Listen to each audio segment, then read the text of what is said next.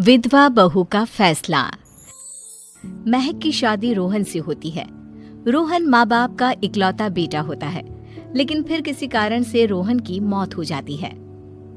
बेटा महक, तेरे आगे इतनी बड़ी जिंदगी है, फिर बच्चों की भी जिम्मेदारी। तू कोई काम कर ले। मैं तो कहती हूँ रोहन के ऑफिस में ही बात कर ले, शायद तेरे लिए कोई काम निकल आए। हाँ माँ जी, मैं भी यही सोच रही थी, लेकिन कैसे बात करूं, किससे बात करूं, कुछ समझ में नहीं आ रहा। अब वो क्या नाम था रोहन का जो दोस्त हुआ करता था, पहले तो बड़ा आता था हमारे घर। राकेश की बात कर रहे हैं?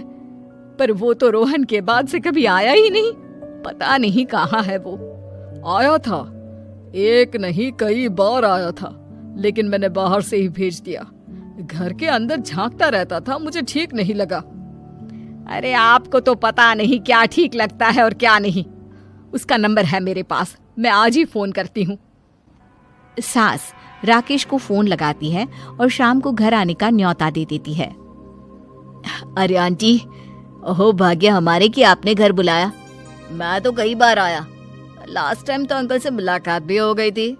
हाँ, वो हम लोगों को निकलना था ना कहीं उस वक्त। अरे छोड़ो ना बेटा, बोलो क्या लोगे? आपकी बहू। क्या बकवास कर रहे हो राकेश?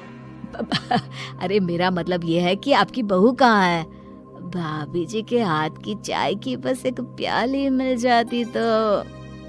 महक चाय लेकर आती है, लेकिन वो जैसे ही राकेश की ओर देखती है, उसे राकेश पसंद नहीं आता।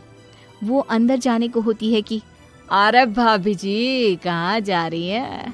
बैठिए तो सबके साथ। जी नहीं, बच्चों को खाना खिला रही हूँ, आप माँ जी से बात करें ना।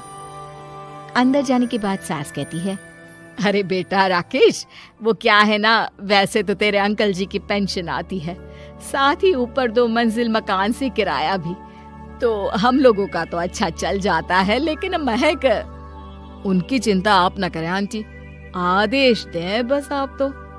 देखो भाग्यवान, रहने दो, कोई बात नहीं, मैनेज हो जाएगा।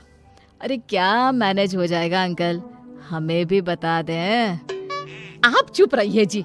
अब वो क्या है ना राकेश, तुझे तो पता है कि रोहन के 2 बच्चे हैं, उनकी पढ़ाई लिखाई का खर्चा बहुत है।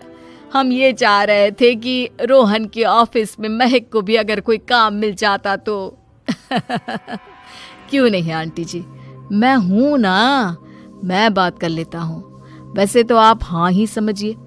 महक भाभी को बोल देना कि कल तैयार रहें मेरे साथ ऑफिस चलने के लिए। मैं मालिकों से मिलवा दूंगा उन्हें।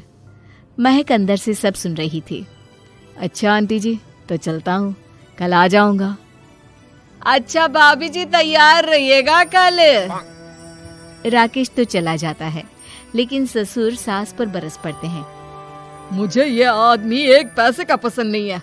तुम इसे बोल दो कि हमें कहीं नहीं करवानी बहू से कोई नौकरी। अरे क्यों नहीं करवानी? सारा पैसा मैं इसके बच्चे और इसी पर उड़ा दूंगी, तो मेरी बेटी को क्या दूंगी? जरूरत क्या है तुम्हारी बेटी को तुम्हारे पैसे की? अरे वो तो पहले ही बड़े पैसे वाले घर की बहू है। अपनी बहू की सोचो जो अब तुम्हारी बेटी जैसी है। बच्चे रोहन की आखिरी निशानी है। अरे अपना भाषण अपने पास रखो। सारा दिन घर पर बैठी रोटियां तोड़ेगी, तो काम करे ना कुछ बाहर जाकर। बहू सब सुन रही होती है। वो अगली सुबह बिना मन के तैयार तो हो जाती है, लेकिन जैसे ही राकेश आता है, क्या बात है भाभी जी, रेडी हैं?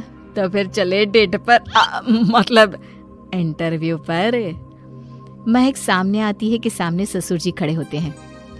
हाँ महक बेटा, आओ चलते हैं, मैं भी चल रहा हूँ। ससुर को तैयार देखकर राकेश का चेहरा बन जाता है।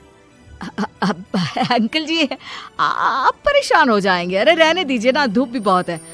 वैसे भी स्कूटर में तो 2 लोग ही बैठ सकते हैं ना। तो तुम चलो, मैं बहू के साथ अपनी कार से आ जाता हूँ। महक ससुर जी को देखकर खुश हो जाती है, उसे शांति हो जाती है। वो लोग रोहन के ऑफिस जाते हैं, जहाँ बॉस कहते हैं, नमस्ते अंकल। नमस्ते महक, कैसे हैं आप लोग? रोहन का सुनकर बहुत दुख हुआ अंकल। वैसे कैसे आना हुआ? बेटा, क्या हमारी बहू के लिए तुम्हारी ऑफिस में कोई काम मिल सकता है? हमने राकेश से इसी सिलसिले में तुमसे बात करने को कहा था। उसी के कहने पर हम दोनों तुमसे मिलने आए हैं। राकेश ने तो कोई बात नहीं की, ऊपर से उसने तो आज की छुट्टी ले रखी है, ऑफिस भी नहीं आया, बोल रहा था जरूरी काम से जाना है। महक और ससुर एक दूसरे को देखने लगते हैं। वैसे महक क्या किया है आपने? I mean, इंग्लिश कैसी है आपकी? महक बॉस से अपनी पढ़ाई लिखाई और क्वालिफिकेशन के बारे में सब कुछ बताती है। ग्रेट, आपके लिए काम तो है लेकिन ऑफिस में नहीं। सर मेरे बच्चे छोटे हैं, मैं फील्ड में काम नहीं कर सकती हूँ। मतलब वो काम घर से करना है, घर से रहकर बच्चे भी देखें और घर भी देखें, लेकिन हाँ काम जरूर से करें। वो काम डाटा एंट्री का है, तो जब भी वक्त मिले काम करें, और इसके हम आपको अच्छे पैसे भी देंगे। महक बॉस की बात सुनकर खुश हो जाती है, उन्हें थैंक्स बोलकर घर आ जाती है।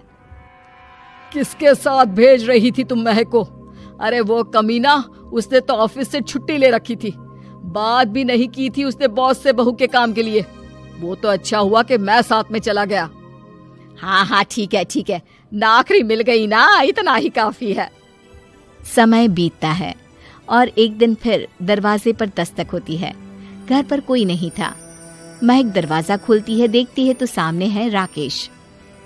नमस्ते भाभी जी। नमस्ते, घर पर कोई नहीं है, आप कल आइएगा। अरे कैसी बात कर रही हैं भाभी जी, हम तो आपकी मदद के लिए आए हैं। वो क्या है ना, अंकल जी का फोन आया था कि आपको किसी मदद की जरूरत है। महक को आश्चर्य होता है कि उसके ससुर ने राकेश को फोन क्यों किया। वो ससुर जी को फोन करती है लेकिन फोन नहीं लगता। नहीं, हम लोगों को किसी भी चीज की जरूरत नहीं है, आप जा सकते हैं। अच्छा, एक कप चाय तो पिला दीजिए। महक चाय लेकर आती है। चाय पीने के बाद, रोहन मेरा बहुत अच्छा दोस्त था, उसने मुझसे कहा था कि वो रहे ना रहे उसके घर वालों का, खास करके आपका ख्याल मुझे ही रखना है, तो मैं कल फिर आऊंगा भाभी जी। नहीं, माता पिताजी है नहीं, वो 4-5 दिन बाद आएंगे, आप उन लोगों के आने के बाद ही आइएगा। मुझे ये सब ठीक नहीं लगता। अरे छोड़िए ना भाभी जी, लोगों का तो काम है कहना। मेरा मतलब है वो तो बोलते ही रहेंगे। आता हूँ मैं कल। महक को अब गुस्सा आ जाता है। हमेशा शांत और मधुर बोलने वाली महक पहली बार जिंदगी में फैसला लेती है, और फैसला होता है राकेश को सबक सिखाने का। बड़े बेशर्म हैं आप, किसने कहा आपको कि आप आए? अरे भैया, साफ साफ बोला ना कि नहीं जरूरत है किसी की मदद की, मैं अकेले सक्षम हूँ अपना घर संभालने के लिए। आज आखिरी बार बोल रही हूँ, इस घर की तरफ आंख उठाकर भी देखा ना तो देख लेना, वरना पुलिस के हवाले कर दूंगी। निकलो यहाँ से, या धक्के मार कर निकालूं। पुलिस का नाम सुनते ही राकेश वहां से 9-2-11 हो जाता है, और महक को अपने फैसले पर गर्व होता है।